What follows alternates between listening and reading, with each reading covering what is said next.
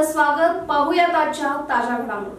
चिकोडी तालुक्यातील मांजरी येथील नरवीर तानाजी युवक मंडळाच्या वतीने आयोजित राष्ट्रधर्म रक्षण आमची जबाबदारी या नवरात्र उत्सवी कार्यक्रमात विजापूरचे आमदार माजी केंद्रीय मंत्री बसनगौडा पाटील यत्नाळ यांनी हिंदुत्व व सनातन संस्कृतीच्या रक्षणासाठी सर्वांनी एकत्र येणे आवश्यक असल्याचे प्रतिपादन केले। या कार्यक्रमाच्या अध्यक्षस्थानी अंकलीचे श्रीमंत सरकार महाराजे शितोळे अंकलेकर होते। दिव्य सानिध्य परमपूज्य शशिकांत पडसलगी यांचे लाभले होते। गुरुवर्य श्रीपादगिरी महाराज व SM रुद्रगौडा यांचीही उपस्थिती होती। आपल्या भाषणात यत्नाळ म्हणाले की आज देशात मंत्रांतरामुळे हिंदू संस्कृती धोक्यात येत आहे। भविष्यात धर्म आणि संस्कृती टिकवायची असेल तर संघर्ष करावा लागेल, नाहीतर देश इस्लामिक राष्ट्र होईल। त्यांनी पुढे सांगितले की पंतप्रधान नरेंद्र मोदी यांनी देशद्रोही संघटनांवर बंदी घालून आपली ताकद दाखवली। जम्मू काश्मीरमधील 370 कलम रद्द करून तेथील जनतेला न्याय मिळवून द्यावा, तसेच दहशतवाद्यांना ऑपरेशन सिंदूरमधून चांगलाच धडा शिकवला। यत्नाळ यांनी पुढे दावा केला की सध्या देशात मुस्लिम लोकसंख्या 45% आहे।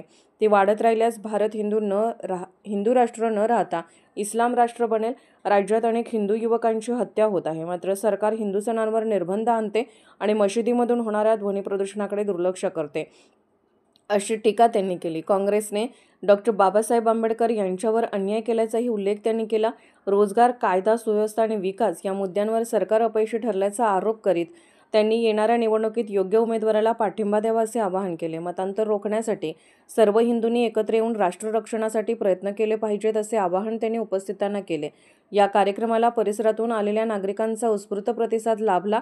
यत्नाळ यांचे भाषण ऐकण्यासाठी प्रचंड गर्दी झाली होती। लोकसंख्येचा ताण वाढल्याने पोलिसांना नियंत्रणासाठी विशेष परिश्रम घ्यावे लागले। SV न्यूजसाठी इंगळीहून राजू कोळी।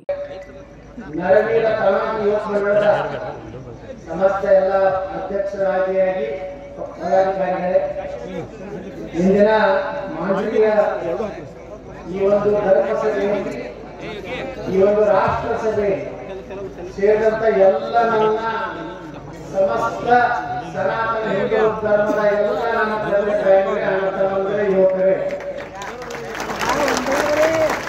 ಈ ಒಂದು ಹಳ್ಳಿಯಲ್ಲಿ ಇಷ್ಟು ದೊಡ್ಡ ಸಂಖ್ಯೆಯಲ್ಲಿ ಜನ ಸೇರಿದ್ದು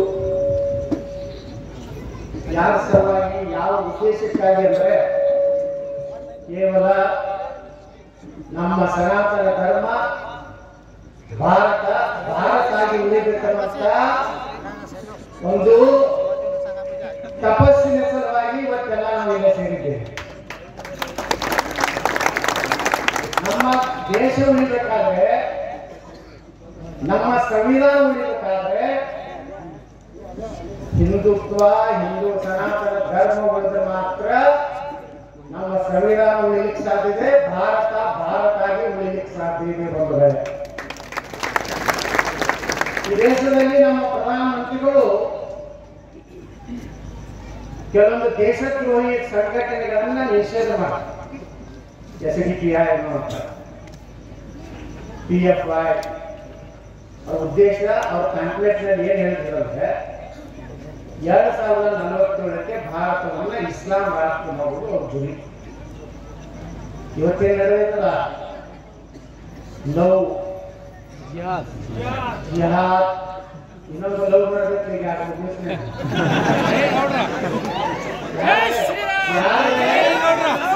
ದೇವ್ರನ್ನ ಲವ್ ಮಾಡ್ತೇವೆ, ನಮ್ಮ ದೇವರನ್ನ ಲವ್ ಮಾಡ್ತೀವಿ ನಾವು, ನಮ್ಮ ದೇವರನ್ನ ಭಕ್ತಿಯಿಂದ ಶ್ರದ್ಧೆಯಿಂದ ಸ್ಮರಣೆ ಮಾಡುವಂಥದ್ದು ಸನಾತನ ಹಿಂದೂ ಧರ್ಮದ ಸಂಕೇತ। ಅದು ಲವ್ ಮಾಡ್ತಾರೆ, ಭಾರತವನ್ನ ಲವ್ ಮಾಡೋದಿಲ್ಲ, ನಮ್ಮ ಸನಾತನ ಧರ್ಮದ ಜೊತೆಗೆ ಭಾಯಿಚಾರ ಇಲ್ಲ। ಇವರು ಕೇವಲ ಈ ದೇಶದ ಎಲ್ಲ ಹಣ, ಇಲ್ಲಿನ ನೀರು, ಗಾಳಿ ಎಲ್ಲ ತಗೊಂಡು ತಾಯ್ಗಂಡ ಮಕ್ಕಳು ಪಾಕಿಸ್ತಾನಕ್ಕೆ ಜಯಕಾರ ಆಗ್ತಾರೆ।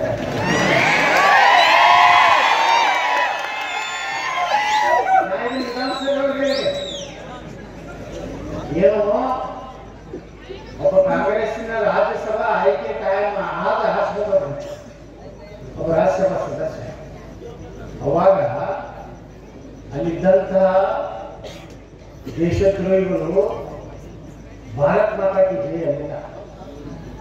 ಕರ್ನಾಟಕ ಮಾತಕ್ಕೆ ಜೈ ಏನಂದ್ರು ಪಾಕಿಸ್ತಾನ್ ಜಿಂದಾಬಾದ್ ಅಂತ ಘೋಷಣೆಯನ್ನು ಕೊಟ್ಟರು. ನಮ್ಮ ಕರ್ನಾಟಕದ ಗೃಹ ಮಂತ್ರಿಗಳು ಹೇಳಿದ್ರು ಪಾಕಿಸ್ತಾನ ಮೊದಲ ಬಹಳ ಸಂಭಾಷಿತ